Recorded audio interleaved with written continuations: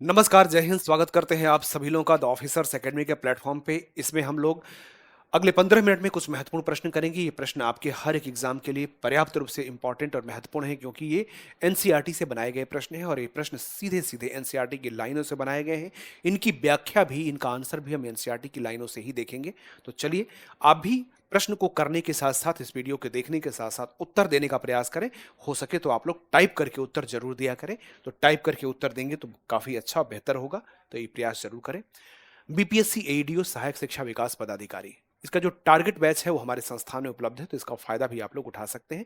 Offline online दोनों mode में ये बैच उपलब्ध है, तो इसका फायदा आप लोग उठा सकते हैं। पहला प्रश्न है कि भारत के किस क्षेत्र में अधिकतर वर्षा अक्टूबर और नवंबर में होती है? भारत के किस क्षेत्र में वर्षा अक्टूबर नवंबर में होती है? मेघालय में, लद्दाख में, तमिलनाडु तट पर, या पश्चिमी राजस्थान में? तो जो वर्षा जो होती है अक्टूबर नवंबर में, वास्तव में ये लौटते मानसून की वर्षा होती है। ये लौटते मानसून की वर्षा होती है। लौटते मानसून की वर्षा होती है। इस वर्षा को हम, लौटते मानसून की वर्षा होती है, इसे हम रिट्रीट ऑफ मानसून भी कहते हैं, या मानसून का लौटना, निवर्तन भी कहा जाता है। और जो लौटते मानसून की वर्षा होती है कहाँ होती है? तो ये होती है तमिलनाडु तट पर, अर्थात ये कोरोमंडल तट जो होता है इसके लिए जाना जाता है। कोरोमंडल तट पर ये वर्षा विशेष रूप से होती है। इसके बाद तमिलनाडु तट पर अधिकतर वर्षा अक्टूबर एवं नवंबर महीने में होती है। अक्टूबर नवंबर महीने में होती है, ध्यान रखिएगा।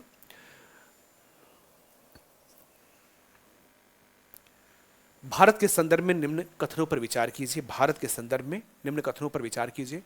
कर्कवृत्त भारत के मध्य भाग से होकर गुजरती है। जो कर्कवृत्त है भारत के मध्य भाग से गुजरती है। कर्कवृत्त के दक्षिण का क्षेत्र उपोष्ण कटिबंधीय माना जाता है। कर्कवृत्त के दक्षिण का क्षेत्र उपोष्ण कटिबंधीय माना जाता है। कर्कवृत्त के उत्तर का भाग उष्ण कटिबंधीय माना जाता है। उष्ण कटिबंधीय माना जाता है।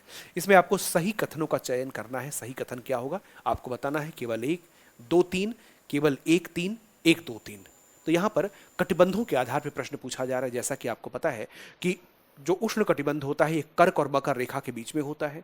कर्क रेखा के उत्तर में और मकर रेखा के दक्षिण में उपोष्ण कटिबंध और शीतोष्ण कटिबंध का क्षेत्र आता है।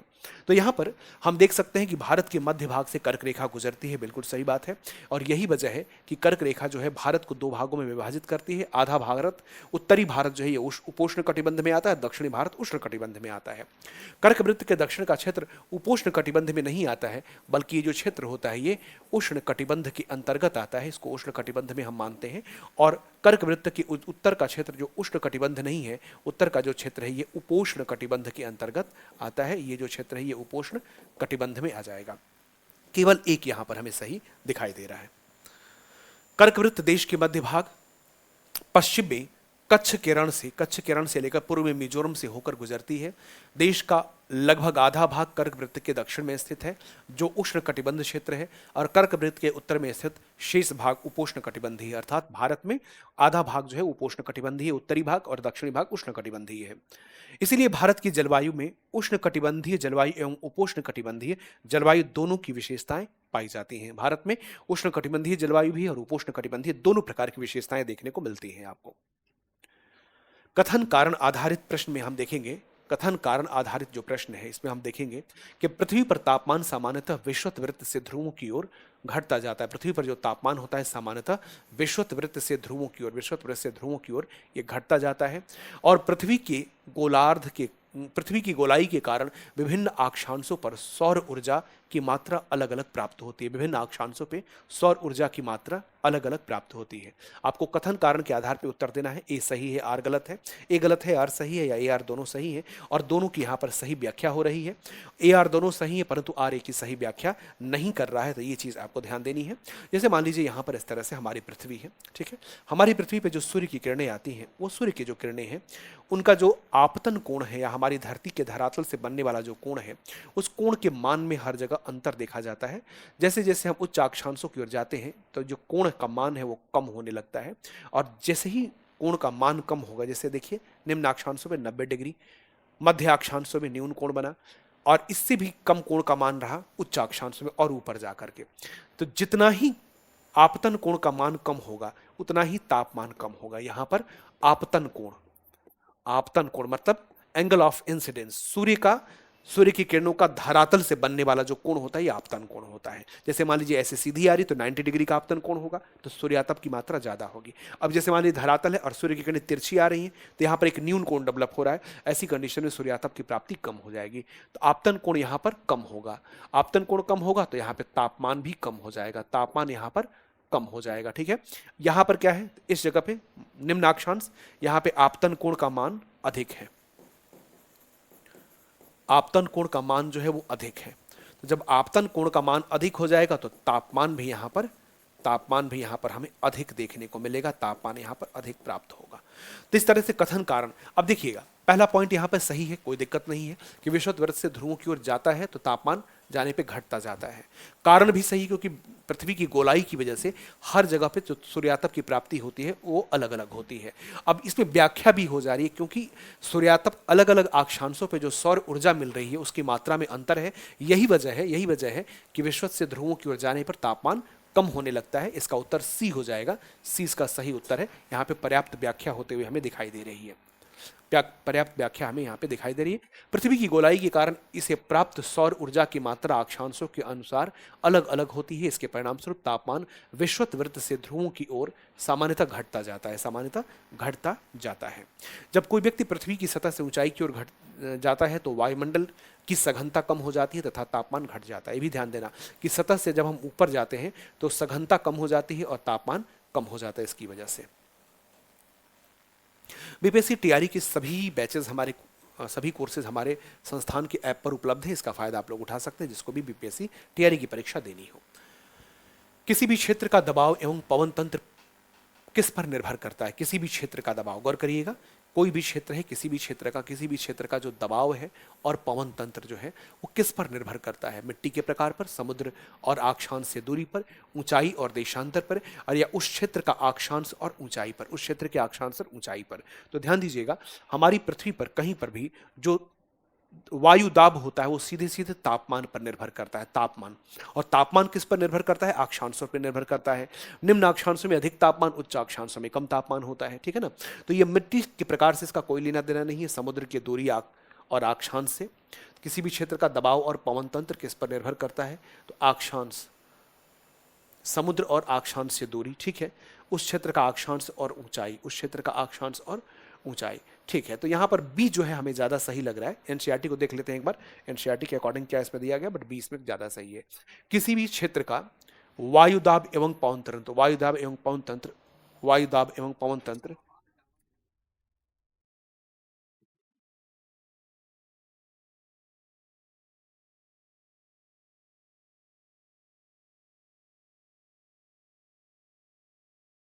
किसी भी क्षेत्र का वायुदाब एवं पवन तंत्र उस स्थान के अक्षांश तथा ऊंचाई पर निर्भर करती है। अक्षांश और ऊंचाई पर निर्भर करती है, बिल्कुल अक्षांश और ऊंचाई पर निर्भर करती है। ठीक है ना? वायुदाब जो का अक्षांश पर डिपेंड करेगा और ऊंचाई के साथ डिपेंड करेगा, क्योंकि ऊंचाई के साथ भी वायुदाब में कमी आती है और जब हम नीचे होते हैं धरातल पे तो वायुदाब अधिक पाया जाता है, अधिक पाया जाता है। ठीक है ना? समुद्र का जलवायु पर समकारी प्रभाव पड़ता है, भी समझिए, समुद्र का जलवायु पर समकारी प्रभाव पड़ता है, समकारी प्रभाव पड़ता है। जैसे जैसे समुद्र से दूरी बढ़ती है यह प्रभाव कम हो जाता है, जैसे समुद्र से दूरी बढ़ती है प्रभाव कम हो जाता है। भारत के संदर्भ में निम्न कथनों पर विचार कीजिए, भारत के संदर्भ में निम्न कथनों पर विचार कीजिए। तटीय क्षेत्रों में तापमान का अंतर कम होता है, जो तटीय क्षेत्र होते हैं, तटीय क्षेत्रों में तापमान का अंतर कम होता है। आंतरिक भागों में ऋतुओं का अंतर अधिक स्पष्ट दिखाई देता है, आंतरिक भागों में ऋतुओं का अंतर स्पष्ट दिखाई देता है। उत्तरी मैदानों में वर्षा पूर्व से पश्चिम की ओर सामान्यतः घटती जाती है, सामान्यतः घटती जाती है। तो भारत के संदर्भ में ये कथन, इसका उत्तर देना है, क्या इसमें से सही है, सही उत्तर का चुनाव करना है। भारत के संदर्भ में निम्न कथनों पर विचार कीजिए।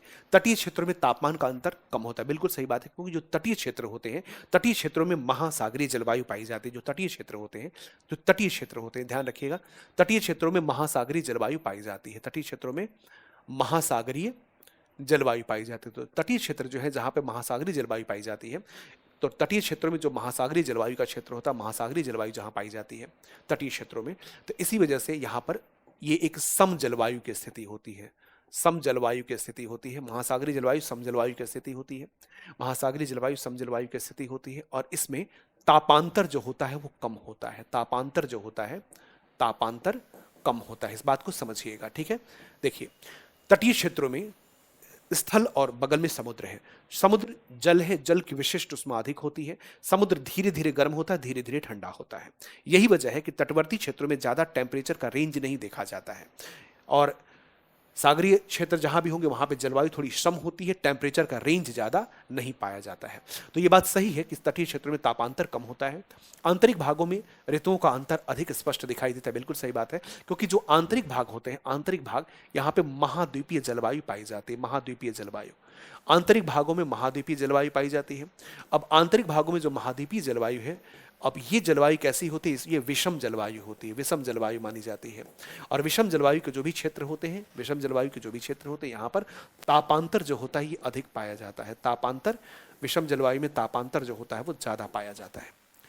तो बिल्कुल सही बात है कि ऋतुओं का अंतर अधिक स्पष्ट होता है, क्योंकि जब टेम्परेचर का डिफरेंस होगा ना तो ऋतुओं का अंतर स्पष्ट होगा। जैसे गर्मी में गर्मी ऋतु, जब सर्दियों का समय होगा उसमें टेम्परेचर डाउन हो जाएगा काफी, तो सर्दी ऋतु स्पष्ट होगा। लेकिन दक्षिण भारत में अगर आप चले जाइए तो तटवर्ती क्षेत्रों में आपको ज्यादा ऋतुओं का अंतर दिखाई नहीं देता है, लगभग एक ही जैसी स्थिति होती है। उत्तरी मैदानों में वर्षा पूर्व से पश्चिम की ओर सामान्यतः, वर्षा पूर्व से पश्चिम की ओर सामान्यतः घटती जाती है। बात हो रही है उत्तरी मैदानों की, वर्षा पूर्व से पश्चिम की ओर सामान्यतः घटती जाती है, बिल्कुल सही बात है, कम होती है। तो इसमें तीनों के तीनों कथन जो है वो सही है, कोई गलत नहीं दिखाई दे रहा है। सामान्य रूप से तटीय क्षेत्रों के तापमान में अंतर कम होता है। देश के आंतरिक भागों में मौसमी या ऋतुनिष्ठ अंतर अधिक होता है, मौसमी या ऋतुनिष्ठ अंतर जो होता है वो अधिक होता है। उत्तरी मैदान में वर्षा की मात्रा सामान्यतः पूर्व से पश्चिम की ओर घटती जाती है। उत्तरी मैदान में वर्षा की मात्रा जो होती है वो पूर्व से पश्चिम की ओर कम होती जाती है, घटती चली जाती है। कोरियोलिस बल के बारे में निम्न में से कौन सा कथन सही है? बात हो रही है कोरियोलिस बल की, कोरियोलिस दबाव की, कौन सा कथन सही है? यह पृथ्वी के परिक्रमण के कारण उत्पन्न होता है। हमारी धरती जो सूर्य की परिक्रमा करती है, क्या इस परिक्रमण की वजह से उत्पन्न होता है, या इस बल के कारण पौने उत्तरी गोलार्ध में बाईं ओर विक्षेपित हो जाती है? पौने क्या उत्तरी गोलार्ध में बाईं ओर विक्षेपित हो जाती हैं। इसे फेरल का नियम भी कहा जाता है। और दक्षिणी गोलार्ध में पौने दाहिनी ओर विक्षेपित हो जाती है, दाहिनी ओर विक्षेपित हो जाती है, दाहिनी ओर विक्षेपित हो जाती है। ठीक है, तो अब आपको बताना है कि क्या कोरियोलिस बल के संदर्भ में कौन सा कथन यहां पर सही है, कौन सा कथन सही है पूछा गया है। Which of the following statement about the Coriolis force is correct? उत्तर देने का प्रयास करना है। कोरियोलिस बल पृथ्वी के घूर्णन की वजह से उत्पन्न होने वाला बल है जो धरातल पे काम करता है। पृथ्वी के घूर्णन के कारण, परिक्रमण के कारण नहीं। क्यों उत्पन्न होता है? घूर्णन की वजह से, रोटेशन की वजह से। घूर्णन के कारण उत्पन्न आभासी बल को कोरियोलिस बल कहा जाता है, कोरियोलिस बल कहते हैं। इस बल के कारण पवनें उत्तरी गोलार्ध में दाहिनी ओर तथा दक्षिणी गोलार्ध में बाईं ओर विक्षेपित हो जाती हैं। इसे फेरल का नियम भी कहा जाता है। फेरल का नियम, किसको फेरल का नियम कहते हैं? कोरियोलिस बल को फेरल का नियम नहीं कहते हैं, समझिए बात को, यहाँ पे प्रश्न में त्रुटि है। यहाँ पे कोरियोलिस बल को फेरल का नियम नहीं कहते। इस तरह से वायु के विक्षेपित होने को फेरल का नियम कहा जाता है। वायु जो विक्षेपित होती है उत्तरी और दक्षिणी गोलार्ध में, उसको फेरल का नियम कहते हैं। इस बात को समझना होगा। इसीलिए मैं सीधे सीधे एनसीईआरटी की लाइन पे आ गया, क्योंकि यहाँ पे प्रश्न में त्रुटि दिखाई दे रही है। कैसे?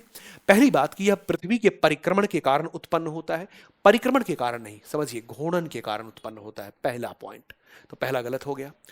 इस बल के कारण पवनें उत्तरी गोलार्ध में बाईं ओर नहीं, दाईं ओर विक्षेपित होती है, दाईं ओर विक्षेपित होती है, यह भी गलत हो गया। इसे फेरल का नियम भी कहते हैं। किसे फेरल का नियम कहते हैं? समझिए बात को, इसे नहीं, यहां पे थोड़ा संशोधन करता हूं मैं। पवनों के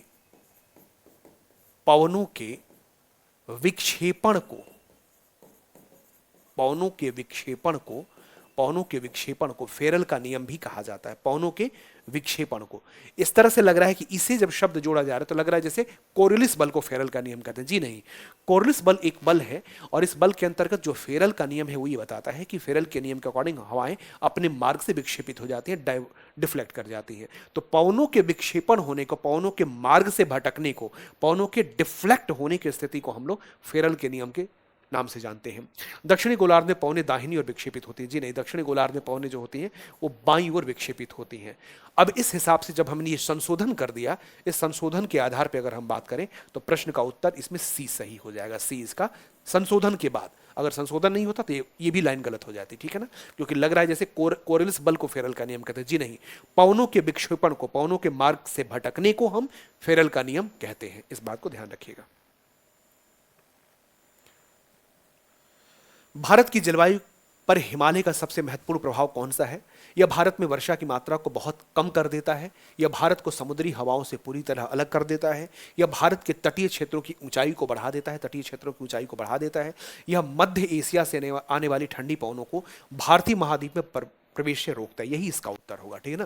क्योंकि जो हिमालय है एक दीवार की तरह काम करता है, वो मध्य एशिया, चाइना, मंगोलिया वाले क्षेत्रों से जो ठंडी पवनें भारत में प्रवेश कर सकती थी उनको प्रवेश करने से रोकता है। जिस तरह से भारत में निम्न दाब का निर्माण होता है और भारत में मानसून की वर्षा हो जाती है। बिल्कुल सही बात है।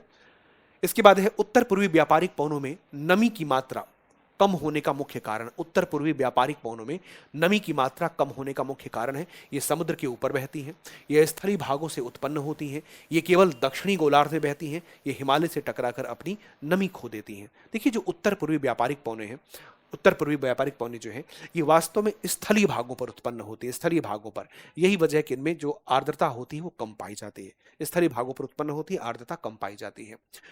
भारत उत्तर पूर्वी व्यापारिक पवन के क्षेत्र वाले क्षेत्र में है। भारत सामान्यतः इन पवनों में नमी की मात्रा बहुत कम होती है क्योंकि ये स्थलीय भागों पर उत्पन्न होती है। मतलब ये जो हवाएं हैं ये कहाँ उत्पन्न होती है? तो स्थलीय भागों पर उत्पन्न होने वाली हवाएं हैं। 72वीं बीपीएससी का फाउंडेशन बैच हमारे संस्थान में उपलब्ध है, इसका फायदा आप लोग जरूर उठाने की कोशिश करें। निम्न में से कौन सा सुमेलित नहीं है? कौन सा सुमेलित नहीं है? शीत ऋतु में हिमालय के उत्तर का क्षेत्र उच्च दाब का होता है। शीत ऋतु में हिमालय के उत्तर का क्षेत्र उच्च दाब क्षेत्र होता है। ग्रीष्म ऋतु में आंतरिक एशिया का क्षेत्र निम्न दाब का क्षेत्र होता है। दक्षिण पश्चिम मानसूनी पवनें नमी लेकर भारत में वर्षा कराती हैं। शीत ऋतु की हवाएं दक्षिण में उच्च दाब की ओर प्रवाहित होती है, दक्षिण में उच्च दाब की ओर प्रवाहित होती है। समझिएगा, कभी भी कोई हवा उच्च दाब की ओर नहीं जाती, हमेशा निम्न दाब की ओर जाती है। कभी भी कोई हवा उच्च दाब की ओर नहीं जाती, हमेशा निम्न वायु दाब की ओर जाती है। समझिएगा। शीत ऋतु में हिमालय के उत्तर में उच्च दाब होता है। इस क्षेत्र की ठंडी शुष्क हवाएं दक्षिण में निम्न दाब वाले महासागरी ठंडी शुष्क हवाएं दक्षिण में निम्न दाब वाले महासागरी क्षेत्र के ऊपर बहती है। हमने क्या कहा? निम्न दाब वाले क्षेत्र, लो प्रेशर होगा, ठीक है ना? अंतिम लाइन गलत है। ग्रीष्म ऋतु में आंतरिक एशिया और उत्तर पूर्वी भारत के ऊपर निम्न दाब क्षेत्र उत्पन्न हो जाता है। दक्षिण पश्चिम मानसूनी पवनों के नाम से जाना जाता है। किसको? जो दक्षिण पश्चिम से हवाएं आती हैं उनको दक्षिण पश्चिम मानसूनी पवनें कहते हैं। ये पवनें कोष्ण महासागरों के ऊपर से बहती हैं और नमी ग्रहण करती तथा भारत में मुख्य भूमि पर यह वर्षा करा ले जाती हैं। तो यहां पर समझिएगा, इसमें शीत ऋतु में दक्षिण में उच्च दाब, शीत ऋतु की जो हवाएं होती है दक्षिण में उच्च दाब की ओर प्रवाहित होती है। जी नहीं, ये गलत है। दक्षिण में उच्च दाब नहीं, दक्षिण में निम्न दाब की ओर प्रवाहित होती हैं। उस समय शीत ऋतु में भारत के दक्षिण में निम्न वायु दाब बनने लगता है, भारत से दक्षिण में। लू मुख्यतः भारत के किस भाग में चलती है? पश्चिमी घाट में, दक्षिण भारत, उत्तर पूर्वी भारत, उत्तर एवं उत्तर पश्चिम भारत। लू एक स्थानीय पवन है। लू क्या है? एक गर्म स्थानीय पवन है, गर्म स्थानीय पवन होती है, लोकल विंड है। और ये जो लू होती है ये भारत में उत्तर उत्तर पश्चिम भारत में चलती है, उत्तर उत्तर पश्चिम भारत में चलती है। इसका उत्तर डी हो जाएगा। तो इस तरह से लू ग्रीष्मकाल का एक प्रभावी लक्षण है। ये धूल भरी गर्म और शुष्क पवनें होती हैं जो दिन के समय भारत के उत्तर और उत्तर पश्चिम क्षेत्रों में चलती है। इस तरह से ये कुछ महत्वपूर्ण प्रश्न थे जिसको हमने आपके बीच में रखा। ये एनसीईआरटी से लिए गए प्रश्न है। अगर सेशन अच्छा लगा हो तो इसको लाइक जरूर करिएगा और अपने अच्छे कमेंट्स भी हमें जरूर भेजिएगा। इसका इंतजार रहेगा। Thank you so much. मिलते हैं आपसे अगले सेशन में।